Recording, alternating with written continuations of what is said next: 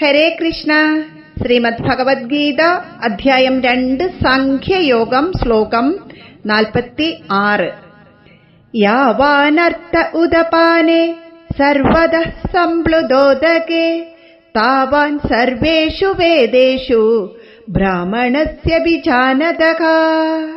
യാവാനർത്ഥ ഉദപാനേ സർവദഃ സംപ്ലുതോദകേ താവാൻ സർവേഷു വേദേഷു ബ്രാഹ്മണസ്യ വിജാനതഃ. ഭഗവാൻ പറയുകയാണ്, പരബ്രഹ്മജ്ഞാനം നേടിയവനാണ് ബ്രാഹ്മണൻ. വേദോക്ത കർമ്മങ്ങൾ ഭൗതിക സുഖങ്ങളെ ലക്ഷ്യം വയ്ക്കുന്നു. ഭൗതിക സുഖങ്ങൾക്ക് അതീതവും ശ്രേഷ്ഠവുമായ ആത്മാനന്ദം നേടിയവന് കർമ്മകാണ്ഡത്തിലെ വിധികൾ അനുകരണീയങ്ങളാവുന്നില്ല. ബ്രഹ്മാനന്ദം എന്ന പഞ്ചസാരയുടെ രുചി നേരിട്ടെറിഞ്ഞ നാവിന് ഭൗതിക സുഖങ്ങളുടെ അല്പം മധുരം മാത്രമുള്ള ഏതു പാനീയവും അരുചികരമായി തീരുന്നു.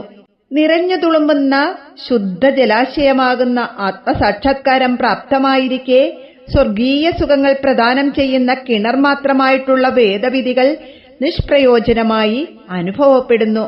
പൊട്ടക്കുളവും ചെറുകിണറും പരിമിതമായ ആവശ്യങ്ങൾക്ക് മതിയാകും. ഒരു വലിയ പ്രദേശത്തെ ജലസേചനത്തിനോ ഒരു മഹാനഗരത്തിലെ ജനതയുടെ ദൈനംദിന ആവശ്യങ്ങൾക്കോ അവ പര്യാപ്തമാകുകയില്ല. കർമാനുഷ്ഠാനം കൊണ്ട് നേടുന്ന അല്പമായ ആനന്ദം ഒരു വിധത്തിലും അപരിമേയമായ ആത്മാനന്ദത്തിന് തുല്യമാകുകയില്ല.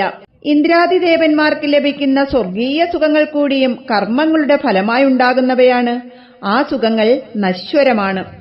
പുണ്യങ്ങൾ ക്ഷയിക്കുമ്പോൾ സ്വർഗീയ സുഖങ്ങളും അവസാനിക്കുന്നു. വീണ്ടും ആത്മാവിന് മർത്യലോകം പോകേണ്ടി വരുന്നു. ബ്രഹ്മാനന്ദത്തിൽ ഈ ക്ഷയഭീതിയില്ല. ജീവിത ലക്ഷ്യം സുഖാനുഭൂതിയാണെങ്കിൽ അത് ബ്രഹ്മാനന്ദത്തിന്റെ അനുഭൂതിയാകുന്നതാണ് ഉത്തമം. കാരണം അതിന് കർമ്മം കൊണ്ട് ഉൽപ്പത്തിയോ ക്ഷയമോ ഉണ്ടാകുന്നില്ല. അതുകൊണ്ട് ആത്മാവാനായി തീരുവാൻ ഭഗവാൻ അർജുനനോട് ഉപദേശിക്കുന്നു. കർമ്മഫലമായി ലഭിക്കുന്ന ആനന്ദം നശ്വരവും നിസ്സാരവുമാണെങ്കിൽ കർമ്മമാർഗം ഉപേക്ഷിച്ച് സന്യാസം സ്വീകരിക്കുന്നതല്ലേ ഉത്തമം. കർമ്മം അനുഷ്ഠിക്കുമ്പോൾ ബുദ്ധി ഫലാസക്തമാകാതിരിക്കുമോ? ഈ സംശയങ്ങൾക്കുള്ള സമാധാനം ഭഗവാൻ അടുത്ത ശ്ലോകത്തിൽ പറയുന്നു. ഹരേ കൃഷ്ണ.